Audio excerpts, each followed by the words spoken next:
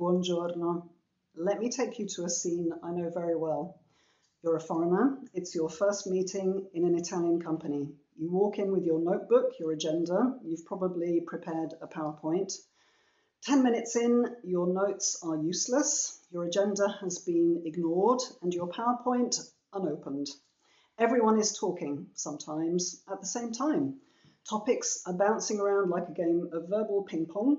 Someone is interrupting, someone else is talking over them. You have no idea what's going on. You're scanning the room, wondering if you accidentally walked into a family reunion or some sort of improvisation workshop. And you're wondering, is this a meeting? Has something happened? Is it bad? Is it good? Welcome to episode 2 of the 5 things people never tell you about working with Italians. Today, meetings in stereo, why Italians talk so much and why it works. Let's be honest, Italian meetings don't follow the script. They follow the rhythm of connection. Think of a big Italian family dinner. Everyone's talking loudly. There are 2 or 3 conversations happening at once. People are overlapping, interrupting, leaning in. It's noisy, it's messy, but it's full of energy. That's what a typical Italian meeting feels like. All that's missing is a bowl of pasta and someone shouting "Ma dai" across the table.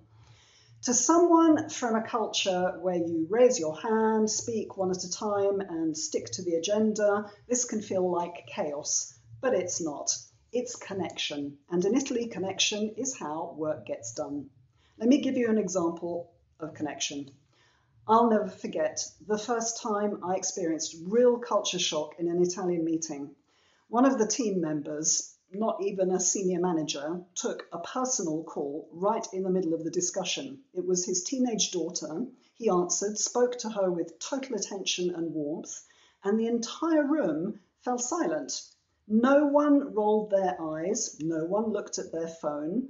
They just waited quietly until he finished. In that moment, I really understood something. In Italy, family isn't just allowed into the workplace, it's respected. That moment wasn't seen as an interruption, it was seen as life happening, and everyone paused to honour it. Let's talk about communication styles. In Italian culture, face-to-face interaction is the gold standard because so much of the meaning isn't just in the words, it's in the tone, the gestures, the energy, the rapport. Italy is what anthropologists call a high context culture. That means communication relies heavily on what's unsaid, on context, tone, shared understanding. Now, the UK is also a high context culture. British communication is full of nuance, indirectness, and polite ways of disagreeing. We have 1,000 ways to say, I don't agree, without ever saying those exact words. But here's the difference. Brits try to navigate around the complexity of human interaction to keep things under control and to avoid conflict. Italians, on the other hand, embrace the complexity. They step into the relational intensity, into the emotions, the dynamic energy, and they thrive on it. You need to be present to catch the full meaning. I once thought I got approval for a project because the manager said, "Interesting." I found out later, thanks to a colleague translating the tone, that it meant, not going to happen, but I'm being polite because I like you. And this is why Italians prefer live meetings, in-person chats, and long discussions. It builds trust. It strengthens bonds. It's often where the real decisions happen, even if the official decision gets emailed later. So yes, the meeting might seem inefficient on the surface, but it's doing something else. It's weaving relationships, and in Italy, relationships are what make things move. On the other hand, Anglo and Northern European cultures favour direct communication. You say what you mean, you keep it brief, the goal is clarity and efficiency. Meetings have agendas, people speak in turn, interruptions are considered rude. And once the meeting ends, it's done. Decision made, action points noted. Italian meetings are more fluid, more conversational, less about checking boxes and more about exploring possibilities. And here's a crucial difference. In Anglo cultures, meetings are often for making decisions and planning actions. In Italy, the purpose of a meeting is usually brainstorming, a place to pool perspectives, share information, and build alignment. The actual decision, that's typically made after the meeting by the manager or decision maker. Then they assign the work. And another surprise, Italians come prepared. They do the pre-reading, they gather background, they do their homework. In my experience, Brits, we wing it. We read the deck on the way and hope for the best, or we hope someone else asks for clarification when we're too embarrassed to admit we don't understand what's being discussed. I once walked into a meeting in Rome, smiled and said, sorry, didn't have time to read the full deck. You'd have thought I'd confessed to setting fire to it. Everyone else had read it, marked it up, and cross-referenced it with last quarter's results. That's when I realised Italians may improvise style, but never substance. They take their meetings seriously, even if they look like theatre from the outside. To some, it feels chaotic. To Italians, it feels human. And here's something else that might surprise you. In Anglo cultures, less is more when it comes to speaking. Repeating yourself is a no-no.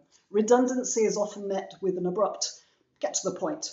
If you don't understand what someone just said, it's your responsibility to ask for clarification. In Italian culture, it's the opposite.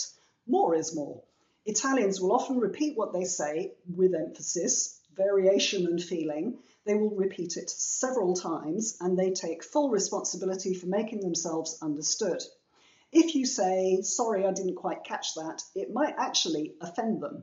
Not because you weren't listening, but because they feel they didn't explain well enough. Where an Anglo speaker might think, I've already said this, I don't want to bore them, an Italian speaker might think, let me say it one more time in a better way so we are completely aligned. Here's a top tip. Don't wait your turn. Jump in. One of the biggest mistakes foreigners make in Italian meetings is waiting politely for a gap to speak.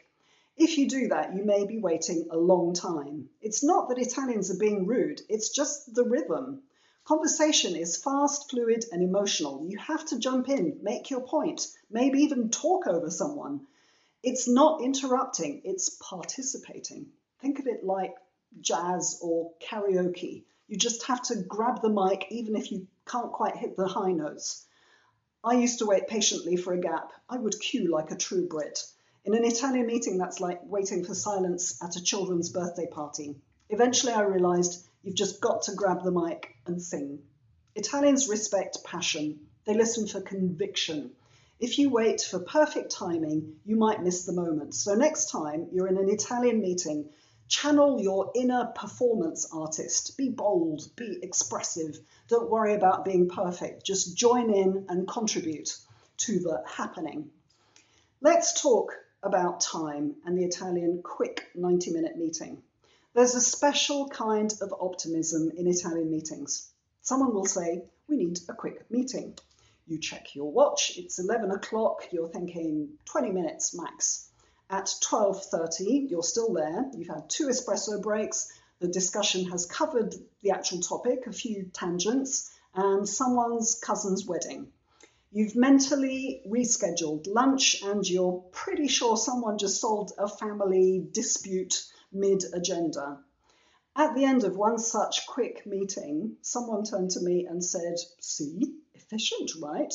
With no irony. They absolutely meant it, because after an Italian quick meeting, everyone leaves the room energized, because despite the detours, something important happened.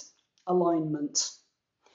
Bonding, subtle agreements. In Italy, long meetings can be productive in ways that you don't normally associate with meetings. So, what's the takeaway? Learn to listen in stereo, not just to the words, but the tone, the mood, the relationships. Tune into the rhythm of the room. It might feel noisy, messy, and even overwhelming at first. But once you adjust your ears and expectations, you'll discover that Italian meetings are not about control, they're about connection. You're not engaging in a discussion. You're tracking 3 conversations at once, while lip reading and decoding subtext. It can be a nerve-wracking roller coaster, but once you get into the swing of it, it's exhilarating, stimulating, and surprisingly effective. So embrace the noise, join the table, and don't be afraid to speak up. Thanks for watching. If you've enjoyed this episode, like, share, and drop a comment below.